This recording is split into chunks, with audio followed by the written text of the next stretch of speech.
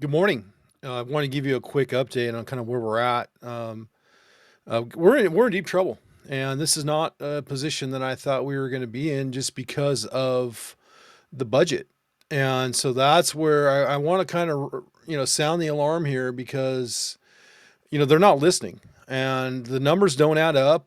And so I wanted to get on here and give you guys an update, kind of where we're at, and hopefully, if we come together and we move quickly, maybe we can make some sense. And so that's kind of where I'm at. I'm just trying to get everything set up with the stream. So give me 1 second.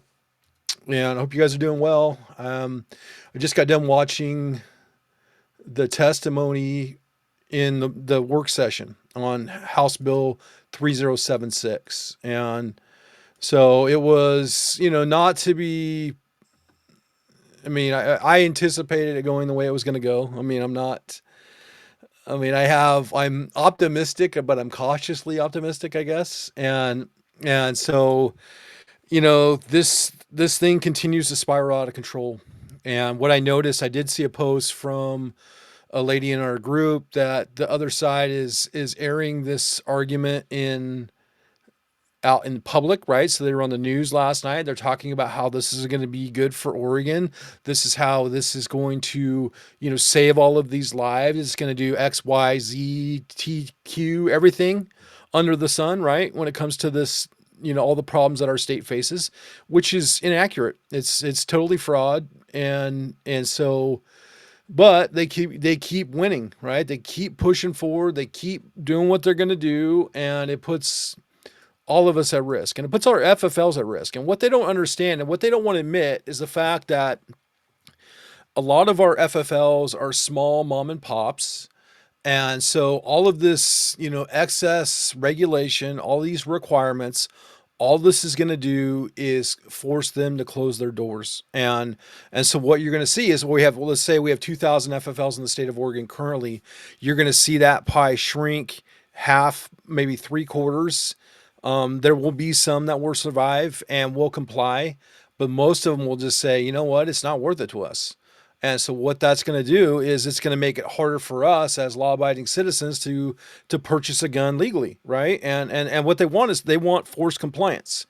And they want all of us to legally buy guns, and that's what we're doing, right? We go into an FFL, we have a conversation, we check out the gun that we want, we fill out a 4473 form, we pay the $10 for the background check, and we pay for the firearm, and once approved from the Oregon State Police and their system, then we walk out with the firearm, and that's how the process works. And so they're saying that that's not happening in the state of Oregon, and they have not proven their facts, and a lot of it's anecdotal, and so that's where we have to understand what's happening, what is going on, against our will, right, and our wishes, and so I think what's really important for all of us to be aware of is how this is an infringement. This will do nothing but fuel a black market in the state of Oregon, because without a legal way for people to buy guns, people are going to still buy guns. It's whether the state of Oregon, and I'm not saying I'm going to do that, but I'm just saying that people will still continue to buy guns. I mean, it's human nature. We collect, we enjoy, we're enthusiasts, and that's what's really damaging here is they're trying to take that all away, and it's all, and they always say public safety. It's all public safety, and that's how they can stand up there and spout their rhetoric, their lies, their half truths, the stuff that they heard from their paid shills from all over the country that are quote unquote experts. And the only reason they're experts is because they have money that funds them to give them that sort of result. It's not a non-bias study. It's something that you get the results that you pay for, basically. And then what they're doing is they're using that to influence our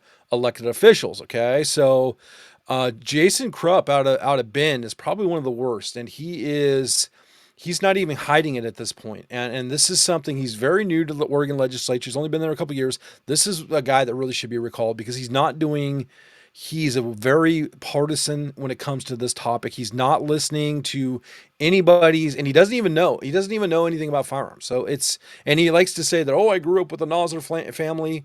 in Ben, and so that's kind of his, how he skirts around the fact that he's been around guns, right? So his actions speak louder than words, and so that's something we all should be aware of. And so when we're talking about House Bill 3076, what they did today is they actually added two amendments. So the work session was in the Capital Improvement Subcommittee of Ways and Means, which I don't know what this bill has to do with the Ways and Means, and when it comes to relation to guns. I don't get that. And in front of what I'm hearing is kind of a slush fund. It's a way for other pet projects to get into the system. And so that's kind of what I'm seeing here is this is all the special interest, right? And so what I want to talk about is I'm going to talk about these amendments so you guys kind of know where we're at, and I don't want to take too much of your time. If you guys see this stuff and if you guys have any comments, put them in the comments, and I'll get to them. Basically what this is going to do, and let me share my screen here. And so this is the bill, okay? So this is the -3 amendment, okay? And so let me get to where I can move. Okay, so here we go. So this was the first one that they were adding this, right? Is this is the -3 amendment. This was passed today. And we had some of our Republicans said no, this is not a good bill.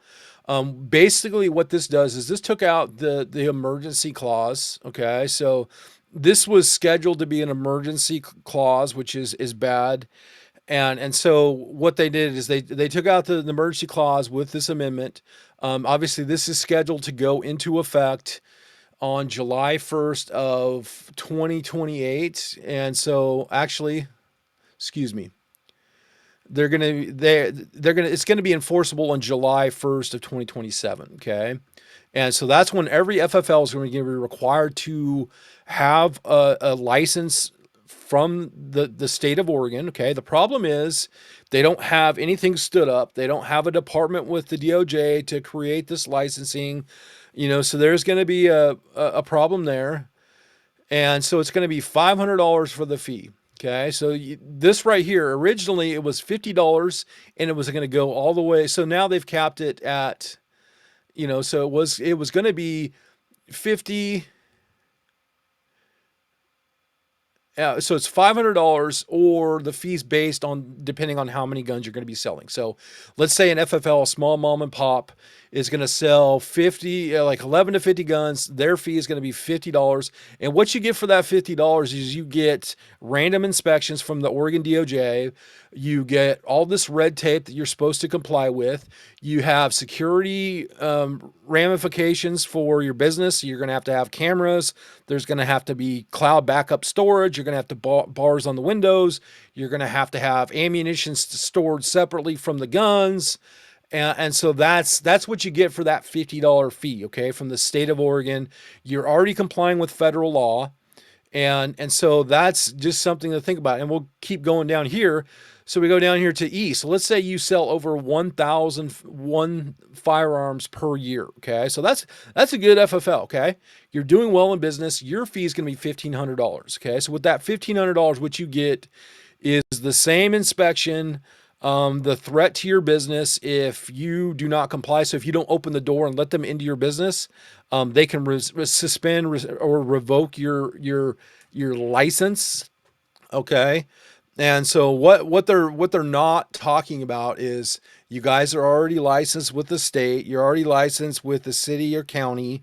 Like if I'm in Eugene, so if I live in the city of Eugene, I would have to go to the city of Eugene and file a permit to be able to have an FFL. If I was going to be in home FFL, home based FFL. And so, I'm already, and then I have to be licensed with the ATF. So I'm already having all these licenses. What was brought up in the committee was some of the language is redundant, right? So why are we adding so much to our already depleted budget with something it's redundant? Okay. This really misses the mark. And so, just something to think about. They took away And one thing you guys should note, and it came out in the hearing, which was really, really great, is the fact that, let's say an FFL does not have the permit after July 1st of 2027. They sell a gun without a permit. They're actually committing a Class C felony for selling a gun, even though they would have gone through all the background check with the Oregon State Police. They have an approval number from the fix system, right? And so now they're going to be able to, and now it's going to be a Class C felony. And what was brought up in the hearing was another common charge for for a Class C felony is a sex abuse level 2. So you're basically selling a firearm to somebody. You've done everything legally. You've gone through the background check. You have a completed 4473. Just because you do not have this license with the Oregon's DOJ, now you're committing a Class C felony. And so, that's offensive, to be honest with you, because the people that have our FFLs are not the ones that are committing these crimes. And this is just another sign that they do not want guns inside the state of Oregon. Okay. They want this to be a complete gun-free zone because they think that's going to solve the problem. We have to push back on that because look what they did with Measure 110. Measure 110 made this drug utopia, and we showed within a couple of years it failed, and it failed miserably. And a lot of lives were lost. A lot of people were hurt. A lot of property was damaged, through theft, petty theft, stuff like that. So I don't trust them to write law, right? They have not done a good job writing law currently. And so, they took out the emergency clause. I mean, this is a way for them to think that, they are behaving reasonable. Okay. So, something to think about there. So I'm going to stop sharing this screen. Okay. And give me 1 second. And I'm going to share the other one. So they added another amendment. And this is the other one that they did. And this is only 2 pages. Okay. So 2 pages. So something to think about there. So let me get this thing back up, please. Don't do this to me. So I'm going to share my screen, and hopefully this is the right one. Give me 1 second. I'm still learning. Oh, that's not the right one. Okay, so I'm going to close this one out. And then we're going to go this one.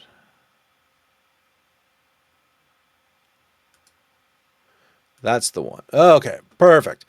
So here, I'm back. So I apologize for that. So here's where we're at. So this is the -4 amendment. Okay. So one thing I really want you guys to understand is this fiscal impact is only associated with the state budget, the state government. Okay. This has nothing to do with the fiscal impact to cities, counties, the local municipalities. Okay. And so that's what's really dishonest here. Okay. So what they're saying is this is the only fiscal impact. They're not talking about the downstream impact to others. Okay. So where I'm from in Eugene, there's such a bad fiscal impact here in the budget that they cannot even, fund the public library 7 days a week. They're closing the public school or the public pool a couple days a week because of the budget shortfall. And now we're going to task, local law enforcement with enforcement, prosecution. The DAs are going to be forced with that. So now we're basically we're adding an unfunded mandate to all of these other cities and counties across the state. Many of the budgets cannot handle this. And so this is kind of the dirty thing they do. So this is the -4 amendment. And what they did is they appropriated money for this bill. Okay. So they appropriated $3,694,355 for the first biennium. Okay. So I saw report in the committee hearing that it's going to go, so 5.8 million the first budget cycle, and then it's going to go up to 7.1 the second. Okay. So, this is something that we already are struggling for revenue right now. We're down 35% because of what we're doing in the federal, how we're pushing against the federal government. So we're losing 35% of our budget off the top right there from federal funds. And so now everybody's being restricted and the budgets are shrinking. And so this is where it's really, really important. We know that this is bad for Oregon, and this is not going to do anything to fix the problem. And so this is something that we all need to be aware of, and what we can do. I'm still trying to analyze what we can do, because it seems like our avenues are getting smaller to maneuver up there. So I'm going to reach out to my reps up there and see, how best we can engage with them and help them. And so I think it's, this is really the time to clock in. So if you guys can donate some time, write some testimony, or write, something to, especially if you're an FFL. Okay. If you're an FFL, it's really, really important that you weigh in and have your voice heard, and let them know how this is going to impact you and your families, and, this, creates mandatory training for you and your employees once per year with the DOJ. And they're going to be talking about stuff you already do when we're talking about the suicide prevention, the domestic violence, straw purchase. Also, if anybody's under the influence of alcohol or a substance, so you already can have the opportunity to deny a sale. So these are all the things you're already doing. Okay. And now what it's going to do is make it harder for you to operate and run your business, because you're going to have to be licensed. You're going to have to submit to inspections of your business. You're going to have, security improvements to your location. You're also going to have cameras on there, and you're also going to have to pay a fee, and you're going to have to open up your business on a whim whenever they say that they want to audit your business, and there's nothing you can do about it. And so, as a small business owner myself, I mean, this is a bridge too far, and I'm not sure what we do. What I'm going to do is I'll put something in the comments of these videos once I figure out what the best move is, and it's probably going to be submitting emails to our representatives or senators. This is going to get carried onto the Senate floor by Prozansky and Krupp. Okay, Krupp is from Bend. Prozansky is from the Eugene area. Okay, so that's just something to think about. These are both the most, probably, I would say, both the most rabid anti-gunners in the Oregon State Legislature. So, and I know this is hard to hear, and I don't enjoy talking about this stuff with you guys, because I know we had hope, and we were hoping that this stuff was just going to go away, and it hasn't, unfortunately. And so, that's where I'm really kind of disappointed, and I thought we had a good thing going for us, and it just turns out that it just didn't work out, and but we're still in the game. It's just kind of like the ninth inning, right? And so we got to make sure that we're part of the process, and we don't give up, and so I know the last thing we want to do, especially working a full-time job, is have to argue and beg for our rights to have. And so I think that now is not to give up. Now is not the time to get down in the dumps. It's just to put on our boots and go to work, and I'm not sure what that looks like. I'll keep you guys posted best I can, so we can make sure that we're all part of this process, because it's going to take all of us. And so, yeah.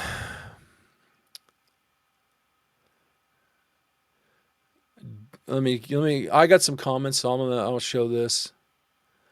Yeah, 100%, Doug. And it's not something that's warranted. And because I know the majority of our people are doing the right thing, and they're trying to, I mean, a lot of these guys are just trying to sell. I mean, right now it's a slump. Every FFL I'm talking to, the business is down, the summertime slump, and so there's a many that are really struggling. And so when we're talking about all this extra regulation, the cost, it is nothing that's going to, it's going nothing to really better the state. This is just more of a inconvenience and a more of a way to drive guns out of the state. Yeah, 100%. Yeah, that's the thing, is this is a way, and I would argue this is a way they want to catch people up, as a way to restrict their rights, as a way for them to surrender their 2A rights. I completely agree with that. I feel that because they're making so many different restrictions, is they are basically making it so hard to stay lawful and remain lawful. And so that's where we have to be super careful, we have to be responsible, right? So ultimately it's our responsibility to protect ourselves, our families, but we got to understand the law. And when there's so many different laws, they make it really hard for us to do so. And so yeah, that's the thing. So I agree with that statement.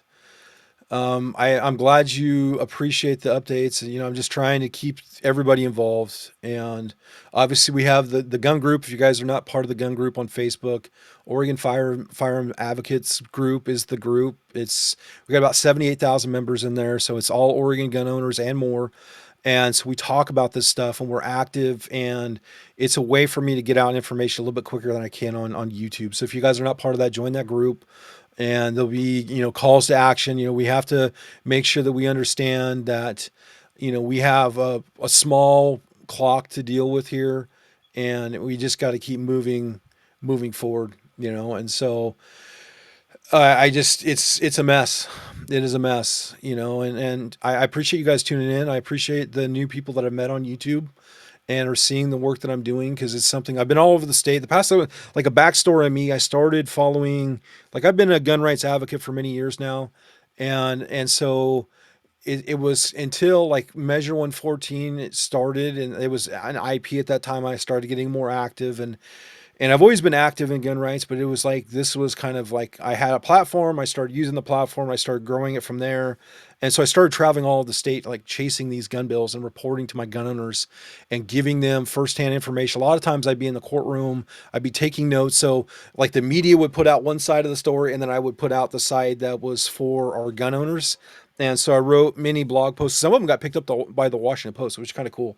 And but it was through the lens of a gun owner, and that's what I've always tried to do, is give myself a voice, give you guys, the people that are watching, a voice, so we can fight this stuff, and it's a very complex issue, and there's a lot of moving parts, and a lot of people, it's like it's easy to go to work, right? We go to work, we don't have to focus on this stuff, we just we get a paycheck, we take care of everything that we're supposed to take care of, and there's not a lot of energy or effort left over from doing all that and raising a family to be able to combat what's happening up there in Salem. And so that's where I kind of built a following on Facebook with people, because they could trust that I could be there to help defend and support their rights and give them information.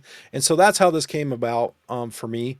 And so I'm getting more access to people on YouTube. And so it's getting people involved, right? And mobilizing. And so that's just something that I've tried to do. And I hope it works. I hope it helps. And so, it's just something that we just got to keep moving forward and just stay positive, stay focused, so.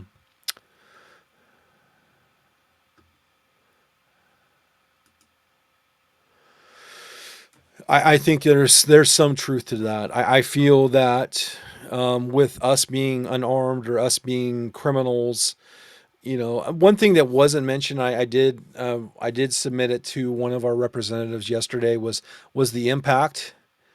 And this just happened, so I'm just getting out to you right now. So, one thing to think about here is the Pittman Roberts Act. Okay, the Pittman Roberts Act is basically every gun purchase, every box of ammunition that's sold within the state. The Oregon government get funding from the Pittman Roberts Act, and this is something that's national, so every state gets it. And so when we make restrictions and make it harder for people to buy guns, buy ammunition, like closing all of our FFLs, what that does is that shrinks that Pittman Roberts Act fund. And so that means there's less money that goes into conservation. It goes back less into education, habitat restoration. So that's the one thing that they don't understand is the people that love to mountain bike and use these trails. There's a good percentage of them in the state of Oregon that have been funded through hunting, like tag prices, rifle sales, also ammunition sales. So that's the one thing that they forget to mention is a lot of the stuff that they like to enjoy, even though they hate guns, is paid for by gun owners. So that's something to think about. And so that's one thing I wish they would understand is the sheer impact of their decision making to the state of Oregon. And so, yeah, and that's what they're trying to do. Thanks for tuning in. I really appreciate you. And so, they've tried to make this western wall of gun control. That's Oregon, Washington, California, right? And it could start in Oregon. Like Oregon started with the permit to purchase. That went into Washington. Washington established that. Obviously, I think they're fighting it in court right now as well. And then they had the storage requirements for the FFLs in Washington, and now we're following their lead. So basically, one state will create the infrastructure and the demand and the policy, and then it's replicated across state lines. And it's typically the same stooges that are pushing it, the same funders, the same anti-liberty groups. So just something to think about. It's gross, really. So that's kind of where I'm at. I want to give you this update and just kind of let you know kind of where we're at. And, the best thing you can do is what I'll do is I'll put an update on my Facebook page or in the gun group, just letting you know kind of where we're at, what we need to do. I need to figure out, we need to target, like, I think for today, like if you guys get off this video right now, the one thing you can do right now is you can reach out to your senator or representative directly. Okay. So what you can do is you can call them up there, or you can send them an email. Okay. So it's really important. Talk about and put in the title of your email, House Bill 3076, and then talk about you're a constituent and how this bill impacts, if you're an FFL, how it impacts your livelihood. If you're a gun owner, talk about the fact that making it harder for you to exercise your right is not going to do anything to actually protect the public. And that's what they're talking about. They're always talking about public safety. Okay. And what I'll do is I'll figure out, where we need to go with the conversation. And then what I can do is create some templates. I do a lot of stuff where I make some templates where you can just copy and paste it to make it as easy as I can. And what I would do is I would put it in the pinned comments on YouTube so you guys can see it there, and then let you kind of know. And on the Facebook group, I'll let you know these are the templates. You guys can copy and paste. You can add or subtract to it, but make it your own and send it away. And they have to hear from us. I mean, some like that bill I looked at, it had over 2,000 pieces of opposition testimony. That is really unheard of in Oregon politics. Okay, so the gun guys and gals have been super active this year, and every time I put out a call to action through that group, I mean, we show up, we submit testimony. A lot of us do either written or in person testimony, and it has really made a difference. And so, do I have a set time when I go live? No, I don't. Typically not. I just do it. I put it out so I can get the information out. And as things change, I can do updates. And the whole point is we're not going to have a lot of time here with this bill. And so I want to get this information out so you guys can listen to this as a podcast, or, if you're working, you can just put it in there. You guys can kind of listen to where we're at, what we're facing. And then as I know more, then I can do other messages. I can do written stuff, or I can do another video as well. I would try to do something in the evening so there's more people to pay in. The problem is if we do it in the evening, the Oregon legislature is already done for the day, and so the call to action is nothing.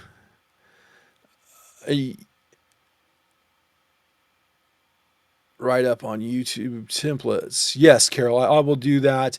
Typically what I do is I put it, because I'm not familiar with YouTube templates. I don't know what that is.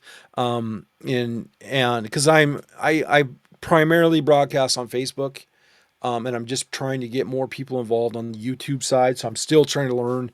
But what I do is I typically create a Google Drive where everything's in a Google Drive. Typically, it's a PDF form, so people can just copy and paste it, put it in their body, their email, and then they can modify it as they need to. That's what I typically do, and so I've gotten pretty good at being efficient at that, so I can get the information out quickly. I'm using Chat GTP that really helps me, and I can put in. I have my Chat GTP dialed, so I put in something, it gives me like it'll give me talking points. It's pretty amazing. I love AI. It's really been helpful. If you guys are not using AI, I highly suggest you check it out. It's something that's a game changer, especially if you have limited time. It's really great. So you just got to train it. So what I'll do, Carol, though, is I'll put that stuff out there so you guys can see it. And I have Google Drives. Maybe I'll do that because I have an actual, like, I call it the Holy Grail, and it's opposition research to the other side. So Moms Demand Action. It's all of their talking points, and what I do is I put it in a Google Drive so that way it's ours, so they can't like delete it. It's now permanent record, and so I can put that in the group as well, or out here on YouTube, so you guys can kind of see that. And it's pretty crazy the stuff that I see from the other side. This is a national organization that is trying to influence local politicians and local elections, and so that's something where outside influence is affecting politicians. Jason Crop is a great example of that. He is being paid by those Everytown Moms Demand Action to do what he's doing, and it's not right. And so I would love to see that part of Oregon politics be shut down, is outside funding. And so the likelihood of it happening, pretty low. So that's kind of where I'm at.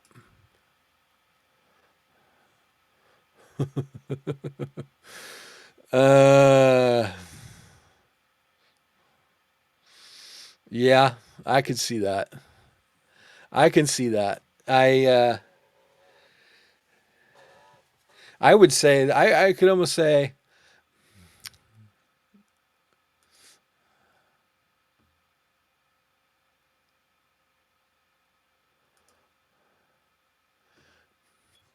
that's something I need. I think it does, like this new platform that I'm using, which I'm not an expert in yet. It does have an option for me to download my comments, and so this has been great, Carol. So thank you for all this insight. These are all things that I can think about. Obviously, we're talking about oldest, like submitted testimony. There was one bill that we like 243. We had about 2,300 versions of opposition to that bill, so that was huge. Like it was a stack, of opposition testimony. So that was great. 3076. There's about 2,000 in opposition. So and that's all part of the record. Okay, so this is wherever this bill goes, right? This bill is going to be followed by that testimony. One thing I forgot to mention is the Dash 4 amendment was accepted, and this passed out of this subcommittee to the full committee on the Ways and Means side. Okay. And so the Ways and Means in charge of the budget. I'm going to figure out what our next move is, and I'll let you guys know. I appreciate you guys being a part of this, and we just got to keep going. We just can't give up. You know, if we give up and we're complicit and we lose, and they think it's okay because we didn't weigh in, and we're going to continue to weigh in. So that's kind of where I'm at. I'm gonna get off here. You guys have a great day. And as soon as I know more, I'll let you know. Thanks for trusting me and being a part of it. And hopefully we can stop this stuff. We got what? Today's the 18th, so we've got 11 days. 11 days. So we got to stay in the fight. Okay. So I'm going to get off here. You guys have a great day. I'll talk to you soon. Thank you.